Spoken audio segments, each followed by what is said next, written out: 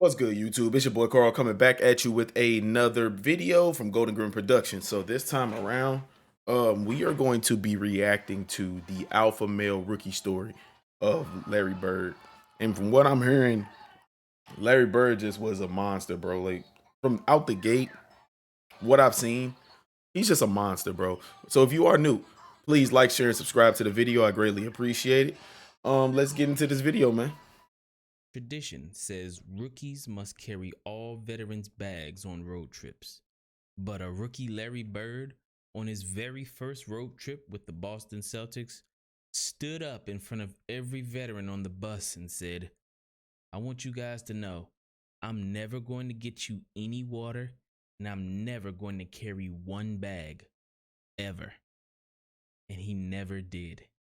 And later that year, when he was confronted by an old Hall of Famer, Pete Maravich, Larry Bird said something so disrespectful, it sent Pete into retirement.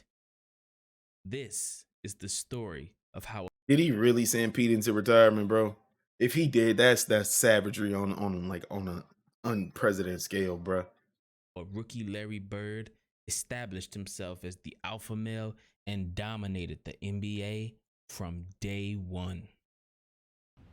When I walk in the first day of camp, them guys were on the floor stretching, and here comes the white savior, here comes this, here comes that. I sort of enjoyed it because I knew I was going to battle them all day.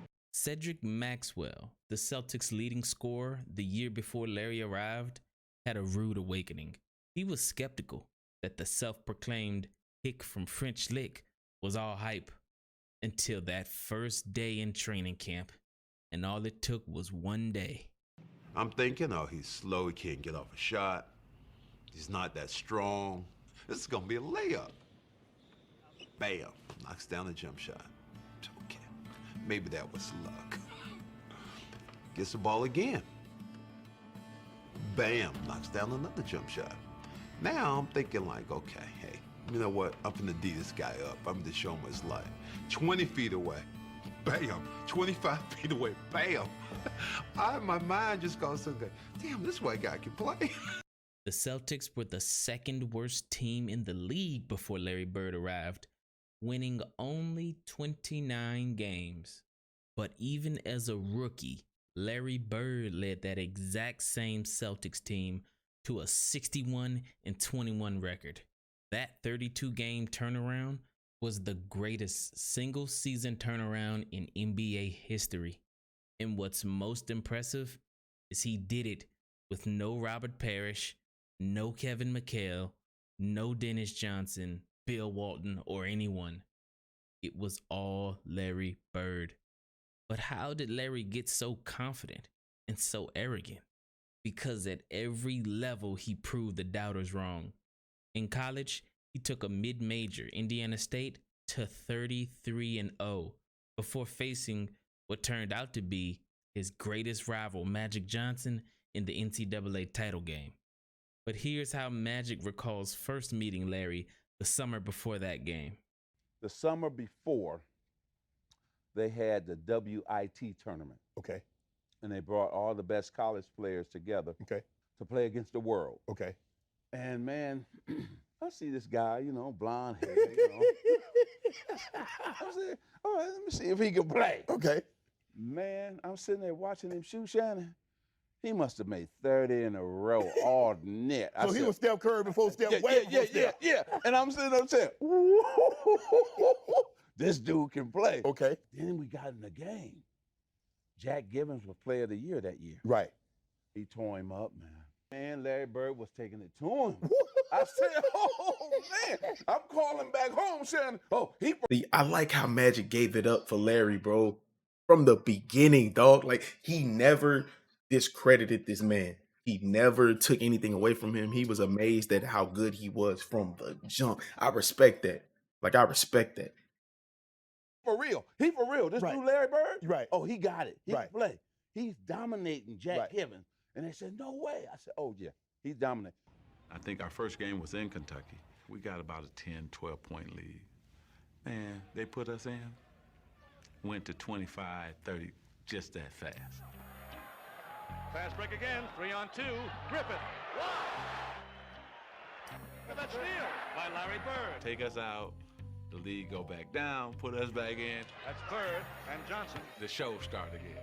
When you play with Magic, there's just something about it. You want to make that extra pass. You want to get that rebound and start to break.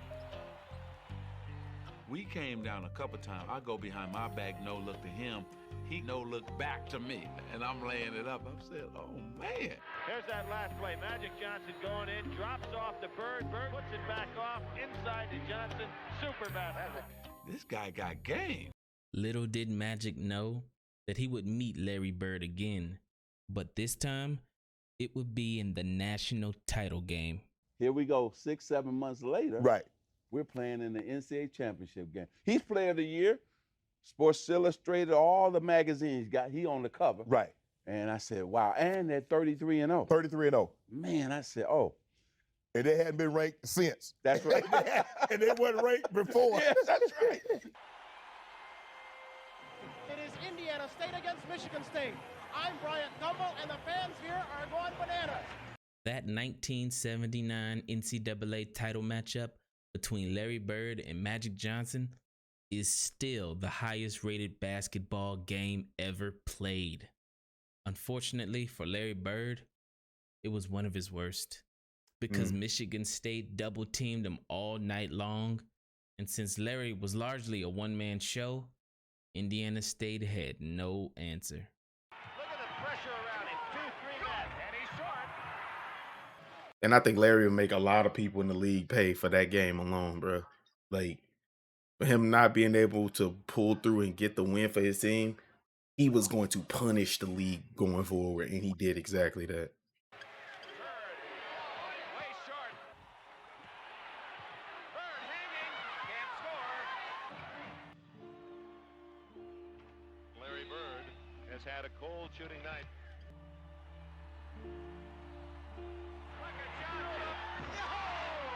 And honestly, because I actually went back and watched this game, I think Larry just had a bad shooting game. I don't even think it was anything that Magic's and them defense did. He just had a bad shooting game. And I think he probably thought about that because, like, he had a bad shooting game on the biggest game of his life up to that point. But a lot of those shots he could make, a lot of those shots he would make in his career. So I think that was just one of those nights where he just didn't have the stroke, you know what I'm saying? And it kind of was a bad time to not be on your game. But he would go for it and make up for that.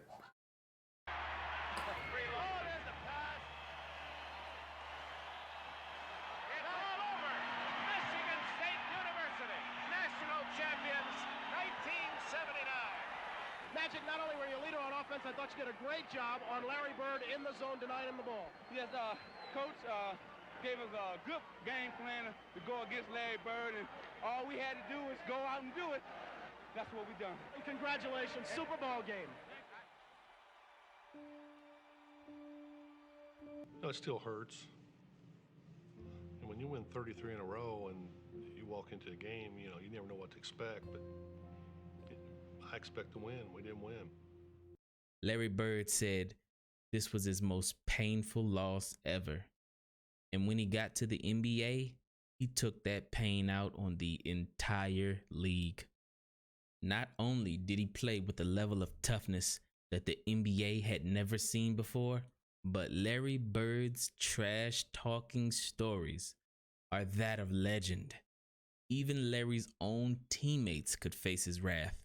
Not many younger people know this, but Hall of Famer Pete Maravich, who holds nearly every major NCAA scoring record, including highest scoring average at 44.2 points per game, was actually teammates with Larry Bird in Larry's rookie year. However, Larry couldn't care less about Pete's NCAA accolades because when these two butted heads, Larry got so disrespectful. Well, my best story, I think, was probably Pete Maravich and Larry Bird. Pete Maravich is pass the ball to Larry. Pete's man goes down and double teams Larry. Larry puts up a tough shot, and timeout's called, and we come to timeout, and Pete Maravich looks over, and Larry says, Larry, they're double teaming you, man. You can't force up those kind of shots. And Larry looks up and goes, if you were any damn good, they wouldn't be double teaming me. This is one Hall of Fame to another one. I was in shock. Ouch. Bro, what? Bro, first things first, I didn't know Pete Maravich played with Larry Bird, so I just learned something new. Secondly, bro, he told that man if you were any good, bro, they wouldn't have to. Oh my God. Pete Maravich retired at the end of that year, while Larry Bird made the All-Star team. Here comes the rookie out of Indiana State, who has lived up to his expectations, Larry Bird, and I'm told the other night here in Washington, he put on a clinic. Dantley gave it back, and Kermit Washington, and Bird rebounds, and now it's the East for the fast break. Behind his back to Gerber, and Larry stayed with the rebound. When you call playing the whole court, get the rebound, take the pass back up the middle, make that pass, and stay right with it when it right in there. To rebounding, besides strength, is quickness. Good lateral movement. High. They're using the time. Inside to Moses. Set himself high with the shot, and he's short. Overtime. In overtime of the All-Star game that year, Larry Bird took over on national TV by draining 2 corner shots back-to-back to take the lead. He ignited his reputation as one of the most clutch players in NBA history. Hot Rod Hundley now has joined us over here at the announce table, and Larry Bird. The scoring table is not yet clear. This is a three-pointer. Yes, it is. And that's a three-pointer is Larry Bird. It's back-to-back field goal. After that, he pulled off the play of the game and one of the greatest passes in his career. 142-136, three-point try by Sigma is off, and Bird comes out on the move. Dishes to Malone. Malone comes up, stayed with it. Sigma with a hand. Tapped it back to Gervin. I don't believe he saw George Gervin. That year, Larry Bird finished 4th in MVP voting, won Rookie of the Year, and pissed off his arch nemesis Magic Johnson, which ended up being the greatest individual rivalry in sports history. We ended up in the 2 most famous, franchises, Right. the Celtics and the Lakers, and then his personality was Boston. My personality was Hollywood. Right. So, Right. I mean, they couldn't have scripted this any better. No. He was rookie of the year. I think you got like 1 or 2 votes. That's all. That's all you. I That's think he was all. like. I think it was like 32, 33 to like 1 or 2. No, even more than that. It was 60-something to like 2. I hate to say that too. I gotta say that on TV. And so I was pissed, man. I was mad. You like, hold on. Became the first rookie in NBA history to be named Finals MVP. Yeah. I was only the 3rd dude ever in NBA history to go from the college championship to the NBA Finals championship. And so I get like 2 votes. And they were 2 LA dudes.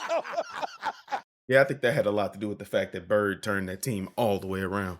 Like I said, then they was like 61-25 or something like that.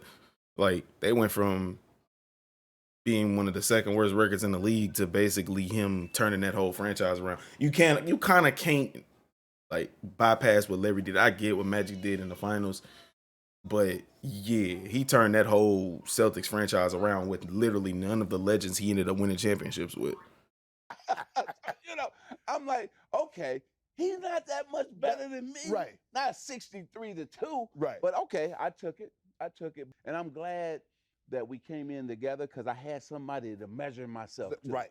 And say, hey, okay, he's great. I can't let him get too far ahead of me. I got to work hard because I want to stay in pace with Larry Bird. How would you? Now put some respect on Larry Bird's name. That was a good video, man. I like that. That man was definitely an alpha, and it showed in his game. That him losing in that championship game made him into something else, bro, on the court. He didn't play no games, but it's crazy that he said that to Pete Maravich, though, bro. But this has been amazing. I appreciate y'all, man. This has been your boy Carl from Golden Grimmer Productions. Until the next one, peace.